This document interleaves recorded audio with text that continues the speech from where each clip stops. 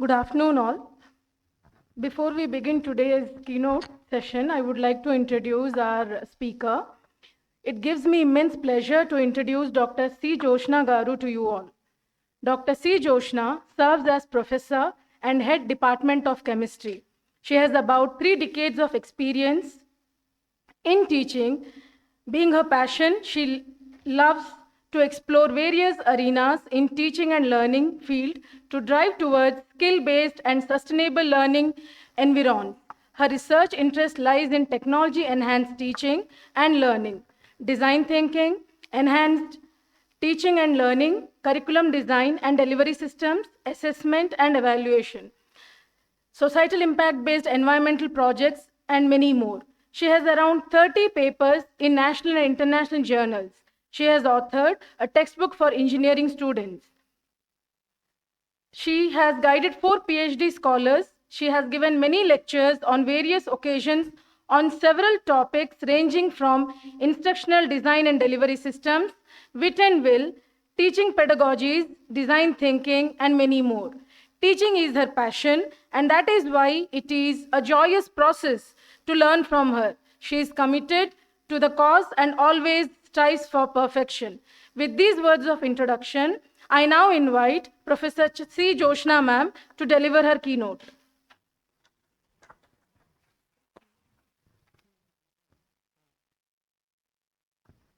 Thank you, Pratibha. Good afternoon, one and all. Good afternoon.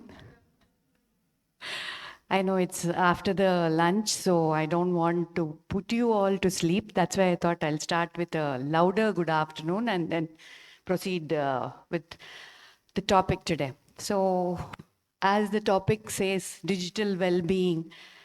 Today we are living in a world of everything which is digitized.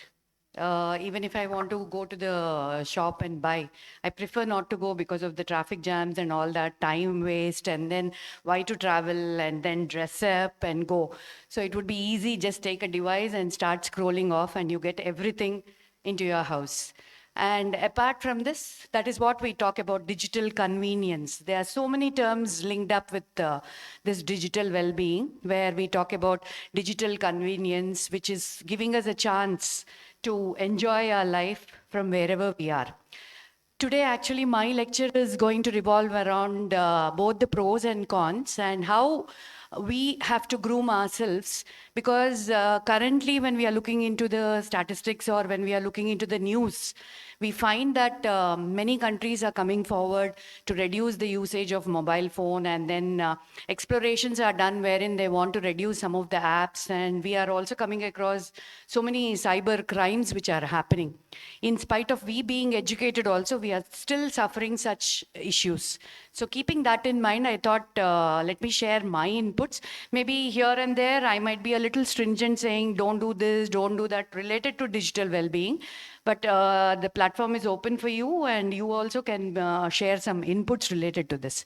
So that's the reason why I have included that. Digital well-being is there. Apart from that, I'm saying it is going to cultivate joy and happiness if we use it in a proper way. Because today we are, the current generation is Gen Z and Gen Alpha, where they can't, believe themselves without that particular device in their hand. So let's go ahead.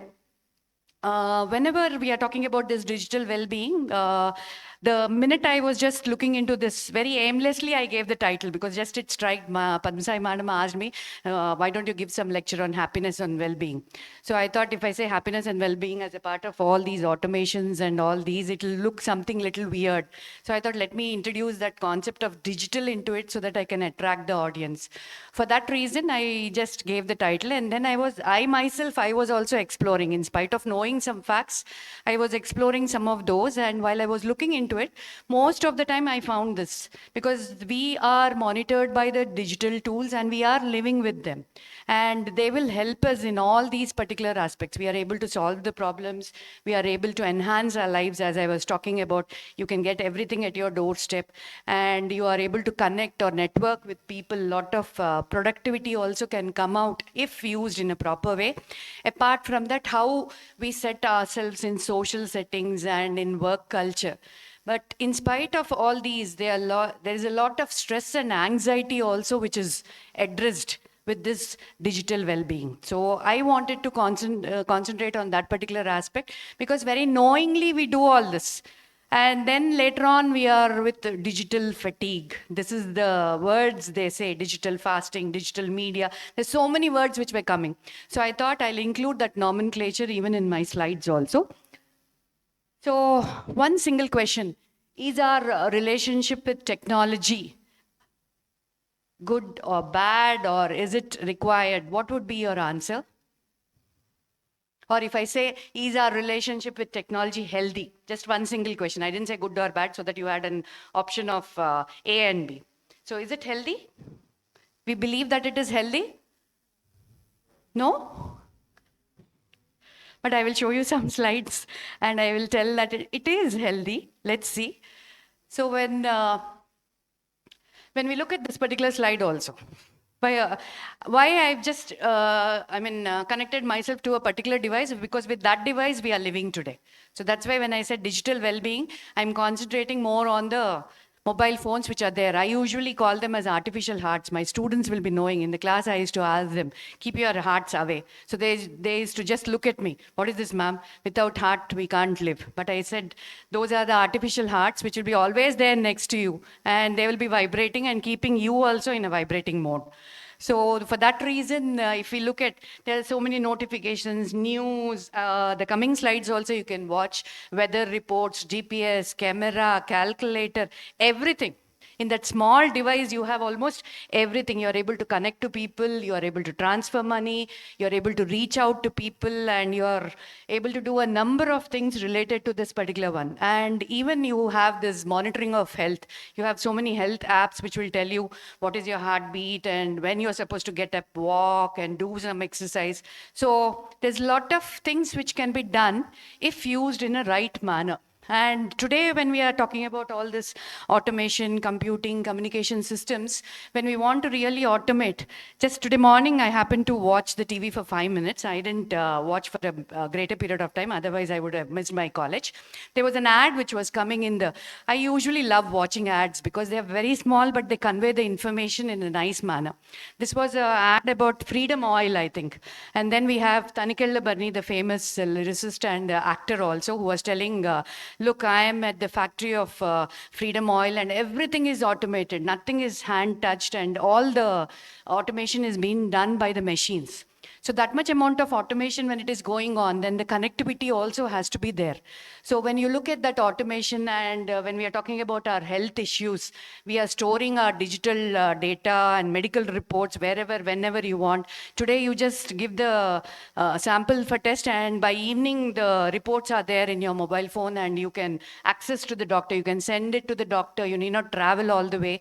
And the doctor also would respond, booking appointments and all those. So apart from that, this is the one which I'm also talking about, that is education.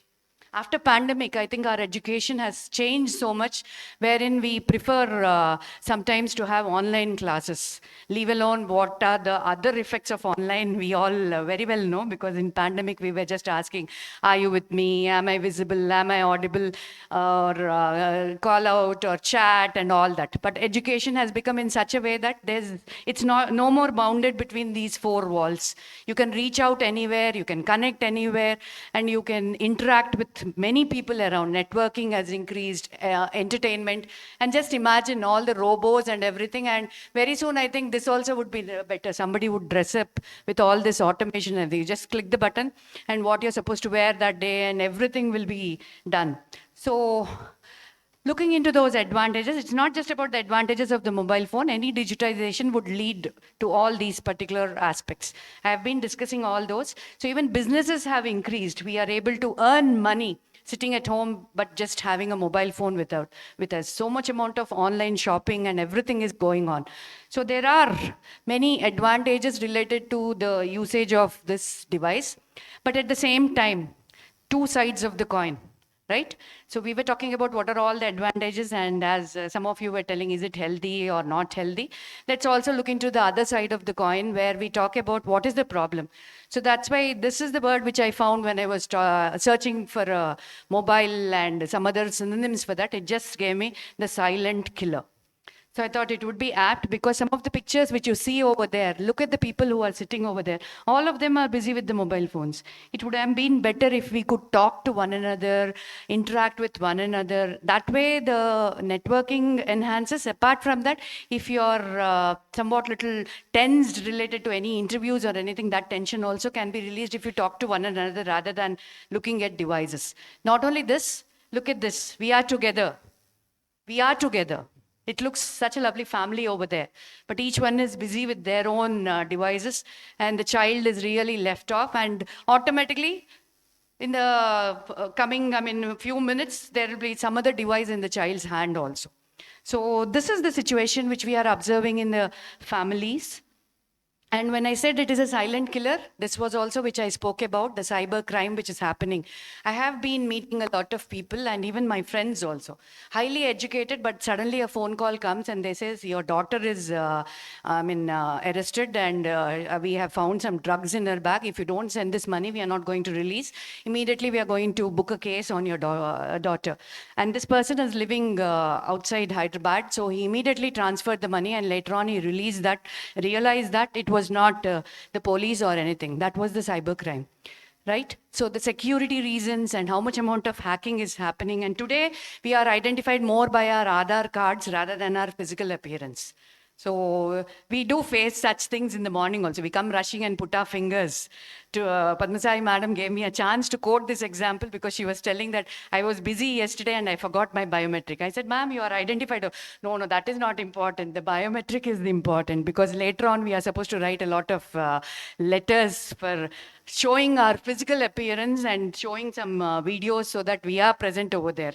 Maybe if we can be identified, it's fine. If you're not identified, apply a half-day leave.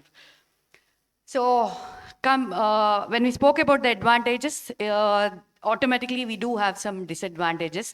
So what is the amount of distraction? What is the amount of wastage of time? And there are so many health issues also. Earlier, when at my I had a little nose and throat problems very frequently, and I used to visit to the ENT doctor.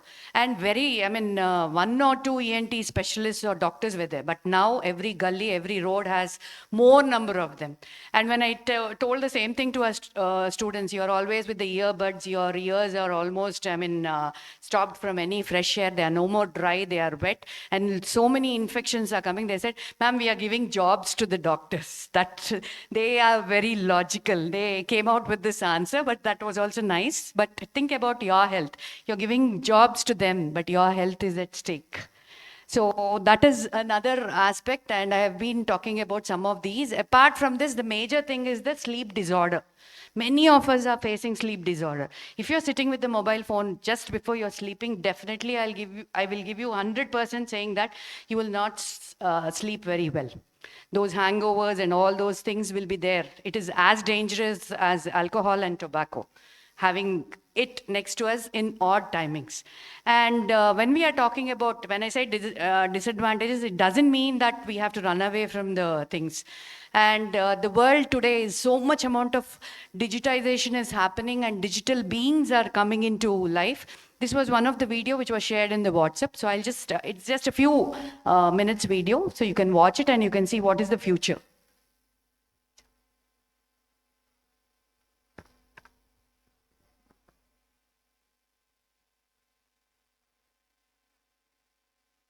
$140,000 is not enough to buy a house or get married, but it can buy you a robot that can clean, cook, chat with you, and even bear children.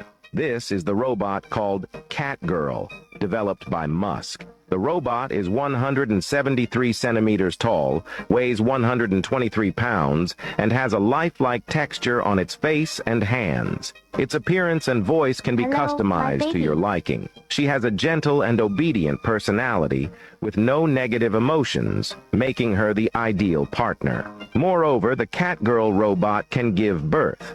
It has an artificial uterus inside, which fully simulates the growth environment of amniotic fluid in a mother. This system is capable of cultivating embryos and can also monitor the baby's weight, blood pressure, heartbeat, body temperature, and respiratory rate in real time. Even more impressively, it can genetically modify embryos that are not implanted in the uterus and choose the baby's physical characteristics using over 300 genes, including intelligence levels, and ensure that your baby is free from hereditary diseases. It is said that this robot will be ready for mass production by 2026. So if the Catgirl robot really enters households, what will our lives be like?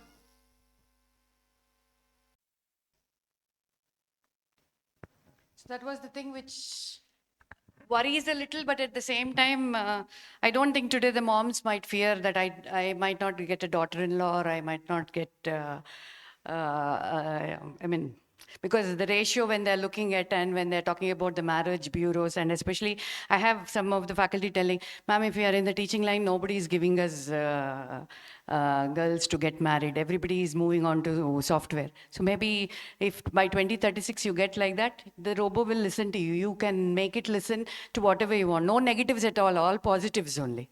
So let's wait and watch how our future will be. And this is another one where not only that robot, recently we are talking about that cat girl, but even the movies, the Sifra, which was, I watched this movie, it was really wonderful, where the super intelligent female robo, which responds. But once the charging is lost, that's what it happens. Just before the person is, serving some sweet over there, and it just falls off, the charging is done, and then he had to bluff to the family saying that she's very tired attending the functions. And then another one, movie, which was a Telugu movie, F3, where they are asked to do some business and expand the business. So they take this particular one where, because the children are addicted to mobile phones, and therefore they use that particular one and they build up all the characters over there. Since movies attract a lot to the children, each character is built, and that character is supposed to tell them, don't use the phone. Now it's time, you have used it enough, now you go and do your homework. So they are showing options. The movies are showing the options, and they are also telling how our life would be ahead. Apart from that, as an individual, what should be our role when we are talking about this digital well-being is my concern. So these are the questions, like what is going to happen to the social, mental, and physical health over the next decade, and then what would be our action plans? Like how would we come out of all these, and what are the steps which we are going to take? So these two questions were bothering me, and that's why I've put the same questions in the slide. And now if I tell, please stop using cell phones. If I say this word, I know I will find at least a few frowns on the face, because we are doing something else also. And they are also important, because the other day when we were conducting a workshop, on the table, the mobile phone was kept. And the sir over there was telling, my mobile phone has to be over here because I have to continuously look into it. My department people will be calling me and I have to use it. I have to send the messages. So you don't tell me that if I'm in a workshop, I'm not supposed to use the mobile phone, ma'am. It has to be there. Otherwise, I am very much anxious about it. What's happening? And so I was really surprised. My God, what is happening? So are we concentrating on the workshop, or are we concentrating on the departmental works? Because the department pretty well knows that when we go and attend, we are going to attend it full length. So when I say that, this I'll skip. If time is there, I'll put it at the end. But this it is available on the YouTube also. What is the need for digital well-being, which I have spoken in all this. And there they show you like how much children are being affected, and that light of the phone, that blue light, how much it is affecting their eyes, and then continuously addicted to it overnight and all that. That is what is shown. If time permits, because I don't want to delay ma'am's session, I'll show it at the end. Let's move ahead with this.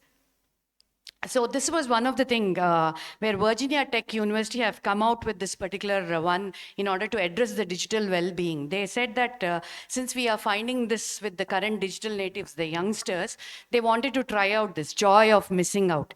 So they conducted a workshop, and in that what they called all the college students, and they just put a box on the table which was written as JOMO, joy of missing out. And they were asked to put all the mobile phones in that box, close that box, and they were given different activities, so that they don't even get a thought of taking out their mobile, and even if they get also, just if it is very urgent, they're going to just take it out, look at it and put it back in the box.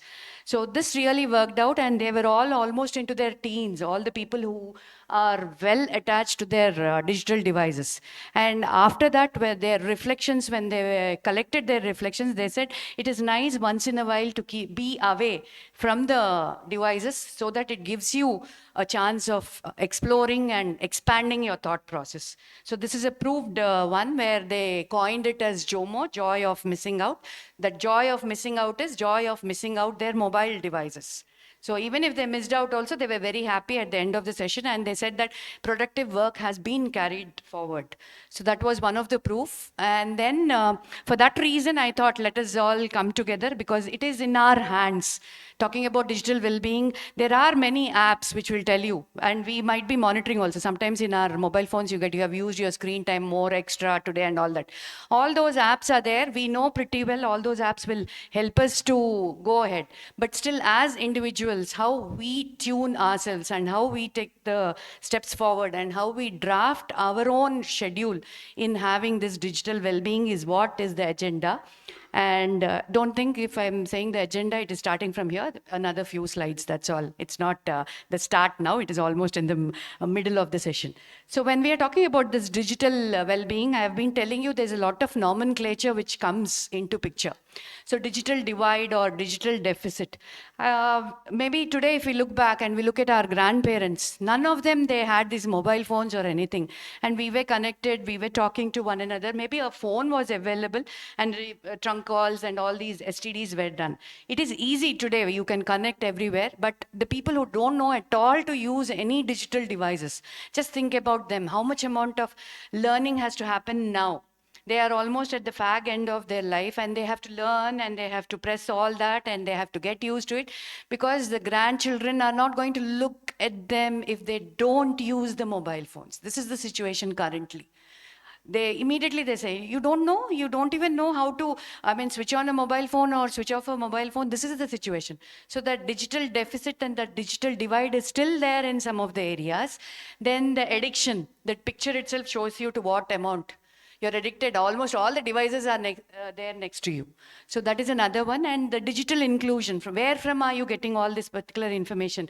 When you are logging into the net or logging into the technology, is it really viable? Is it really, a good way of doing it? Are we connected to good sources? What are the skills and trainings which we have, so that we can opt for this digital platforms? All that is in your digital inclusion. I've already spoken about digital dangers. And the final aim of our talk today is digital detox. Today, when I usually do that the food detox, because today afternoon, ma'am gave me a nice lunch. The lunch is really good, ma'am. Thanks a lot, right? But fortunately, I'm over here. Otherwise, if I would have been there, I think I would have slept off. Such a lovely biryani, and you might be knowing, all of you. So then I have decided, I had a little extra, so I thought I'll detox my body by not having my dinner or my snacks or whatever it is. So when we are thinking about all these detoxification, intermittent fasting and all that, let us also talk about this digital detox, which can be done by us. So this digital well-being was coined in the year 2018 by the Google, and all this is just talking about what is the healthy relationship which we share with the technology. Are we using it in a proper way, or are we using it to a certain extent and not completely addicted to it?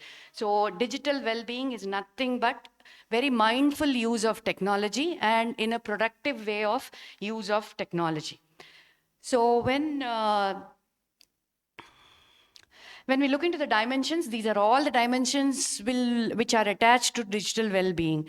Our mental, our physical, our emotional, cognitive, all these are the dimensions of digital well-being, and definitely we have to look into all these particular ones if we are really opting for this particular term called as digital well-being. When we are talking about mental well-being, if we are logged on to the screens for greater amount of time, if you are misusing the screen time, then these are all the symptoms which are observed. Worry, anxiety, stress, and we procrastinate also. We don't do the tasks well ahead, and we keep it, and then at the end we are running around in finishing of the tasks. So I'm just going a little fast because the screens already tell you. And if it is related to emotional well-being, recently Australia has given out in the news saying that they don't want their youngsters to use the mobile phones to a greater period of time. They have come out with some rules and regulations where they are not supposed to use a lot of social media. Some restrictions have been put in. So the Australian government also agreed for that particular one. And this is what, like, when you're talking about the emotions, how they are changing with this usage of phone for a greater period of time is all these. You have, I mean, you're demotivated, you're irritated, you're frustrated, and there's a lot of emotional imbalance which is happening. Apart from that, if you're talking about the social well-being, today we are connected, but we are connected only through devices. Did we meet one another? Did we face one another? Did we watch one another? When we look at people only, we will learn a lot rather than looking at the devices. And the best part is our LinkedIn, our wherever we are on the social media, our photo will not be there.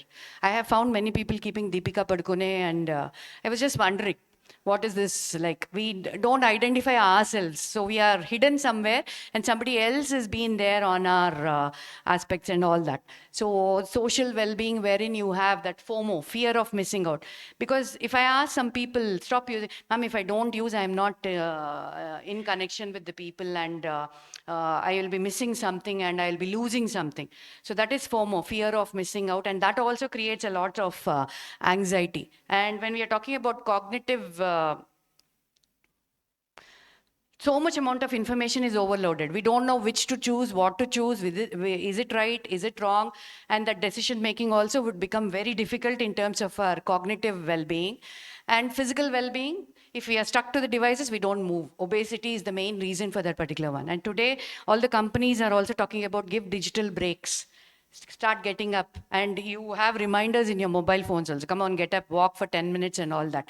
So this is another aspect where, apart from all those, the health issues, obesity is also another one which is creating a lot of back pains, headaches, and spine pain, and everything is coming into in terms of physical well-being. And when we talk about physical well-being, the first thing which comes is exercise.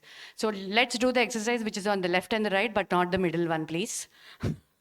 Not the exercise with our fingers. Let's walk around. Let's do some exercises so that our physical well-being is good. So please don't look into this particular aspect over here where we do the exercises of it. So in summary, all the downsides, if we are in terms of digital, I mean, natives and completely surrendered to digital, saying digital addiction and all that, all the ones which I have told you earlier, some of them are depicted over here. And the last one I'm worried about. This also we have found in many of the issues where there are suicidal tendencies, where people, I mean, they just listen to something and they are, I mean, their mind changes, and they feel so depressed and they don't have any connectivity. The connectivity is also again there through the mobile phones, and they can't wait for the replies, and they just get carried away. And there's so many people who have committed, and they are using the device also to record their suicidal things, giving a chance for people to explore such videos also. So that is really a worst culture which has been carried forward. So when we are talking about all those aspects, definitely these 4 C's are in our hands. We should have control on how we use the technology and what for we are using the technology. We should also look into what are the connections. Where are we connected to? Are we connected to a proper source, or where the information is really authentic? And then the content, whatever is available, is it right? Is it wrong? Is it nice to use? Is it authentic? Or whatever content we are posting in the media also, is it right or is it wrong, or are we taking it in the right direction? And the care related to our physical and mental well-being. These 4 C's have to be there in our mind whenever we are talking about these digital components with which.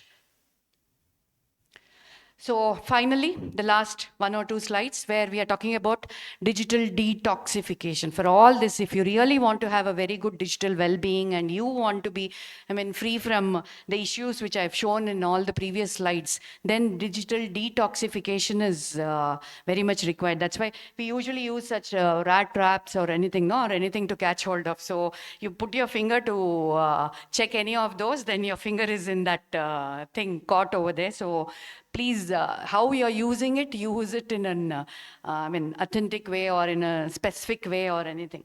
So this is another study where they have conducted to identify how they are going to do the digital detoxification. That is what I will be talking about in the next few slides. Coming over, when I say digital detoxification, means it is making yourself free for a certain period of time. I'm not saying don't use technology at all.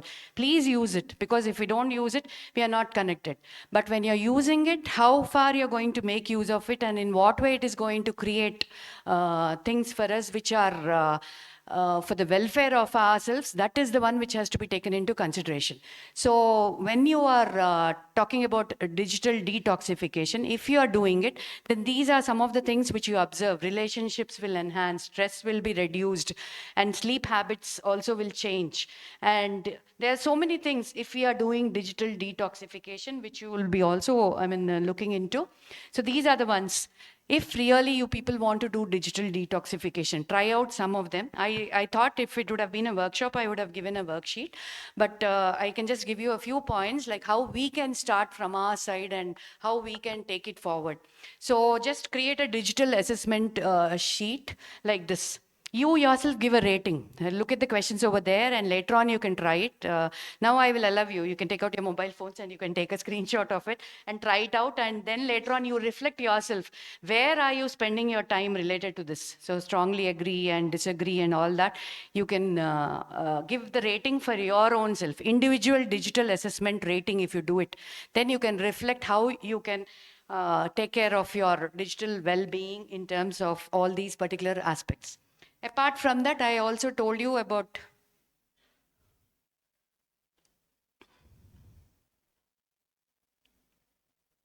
there is some problem. So mindful use of technology, and then you have all these. These, I'll just put it in a table form in the next slide so that you will understand actually what is supposed to be done related to this digital well-being. The digital assessment sheet I showed you in brief, but other ones which I'm talking about, when I'm saying mindful use of technology, check only during specific times. It is really required, then only check the phones.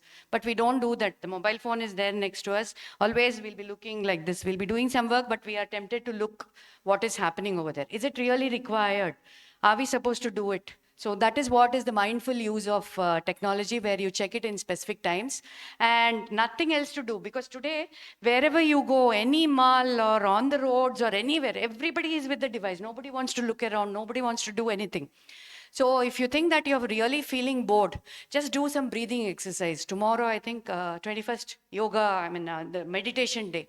So take some stress relief breathing exercise, nothing else. Nobody has to teach you. Just breathe in and out. We need not talk about all the pranayamas and all that. Just close your eyes, make yourself calm, breathe in and breathe out. And that is what I tell my students also when I teach in the class. Meditation, you think somebody has to become old and you should have a quiet room and everything. That quietness is because our mind is a monkey mind. It will get distracted with everything. They'll ask you to close your eyes because if we keep our eyes open, we'll be always looking at somebody next to us. So they ask you to close your eyes. They ask you to, just keep stop to the thoughts. No, nothing will happen. 40,000 to 60,000 thoughts will be coming. The minute you close your eyes, more number of thoughts will come. So let them come. Don't stop them. Please don't strain your brain. Let them come. And to avoid that thoughts coming, they want to shift your concentration to your breathing. And that's how they say, breathe in and breathe out, hold your breath and all that. So that is another way. And then personal digital detox challenge. You decide when you will be free from the devices. I'm not going to see the social media after so and so time.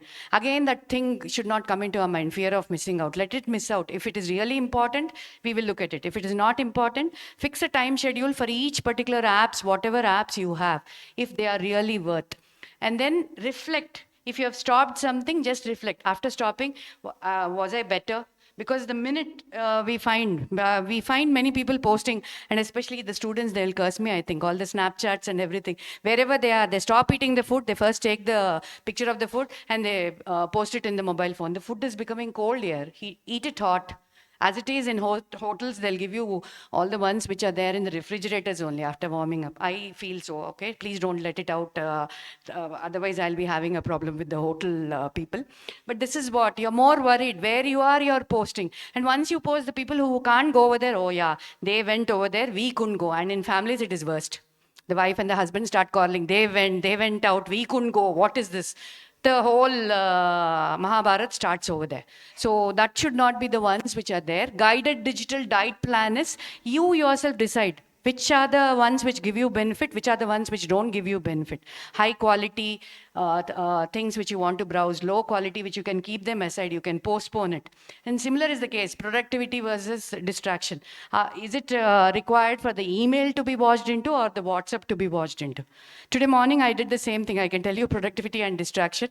I tell you frankly, I also have to prepare when I want to give a lecture. So I was just preparing and there's a sound on my mobile phone. I stopped preparing and I looked at the mobile phone and then I went scrolling for another 15 minutes.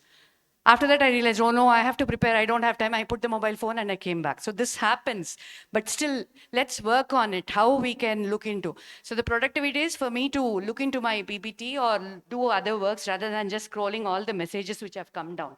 So these are the ones which are there in our hand, which we can do it, and we can come out with this digital detoxification. All the ones which I have explained over here, I thought the pictures would speak more. So breathe in and breathe out and take a break here.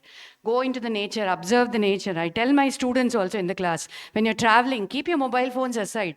Maybe the music is going on in your ears and everything. Stop watching it. Look at the nature. Look at the people on the road. You just go to any function, you sit in one corner, and when we go to function also, everybody is busy with the mobile phones. Put the mobile phone, watch everybody in that function here. Each one will be playing a role over there. Some people will be running around, doing this, doing that, in spite of not related to those particular aspects also. So keep the device aside and look at the people, watch the people, and we get a lot of things to learn from the people also. So reading books, because even in the newspaper it was given based on the world statistics, where all the successful people, their first hobby was reading a lot of books. So when you read books, your diversions are different. Maybe, of course, you'll ask me, ma'am, now are we supposed to read it in the mobile or a book? That is left to you, right? I leave that choice open for you. But feel the touch of a book here. Finally, these are the minimum 6 steps. Please do this and reflect yourself. And definitely, I will promise you that you will be talking about the word digital well-being. Be away from the phones while you're eating. This is there and the eating is going on because you want some music and something, or you want to watch. You don't even know what you're eating. Start having that flavor, sense. There are so many senses which are given to us, sense of smell, sense of taste. Start tasting it with that particular sense, not with the sense of our fingers where we scroll down. And before you sleep, be away. If you think that you are getting addicted to your phones, keep the phone in another room. Sometimes it happens. For 1 week, we'll go walk and get the phone back. But over a period of time, let it be. Unless until it is urgent, of course. You can also ask me, ma'am, I have my parents who are not well and you're asking the phone to be away. Not for such reasons. We have both aspects to be addressed. So these are the 6 things which I want you people to just start off. And after doing it, please reflect yourself. Did I get anything good out of it or did I lose anything out of it? So this is what finally I want to say. So today is the best day to start and look into your digital well-being with some of the inputs which I have shared. Some of the inputs which I shared, I have started implementing also. So I am feeling quite better. My reflections are I'm happy, able to sleep quite early also. So I can give you that guarantee. And that's it for today. So you want to be in that JOMO or FOMO, you decide. Joy of missing out or fear of missing out. Thank you.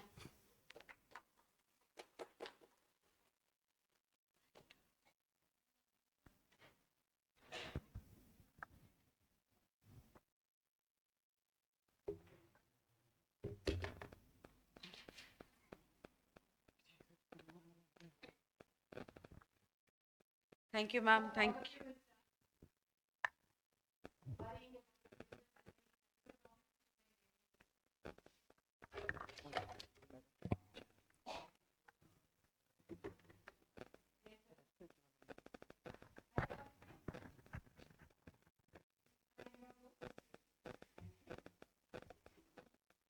Thank you, ma'am. Thank you so much. And mostly, even I promise you that I will also go to start about this. Uh, I request Director Sir Chennakeswara sir and Dr. Cliff sir to please kindly honor Jyotsna ma'am for a wonderful talk.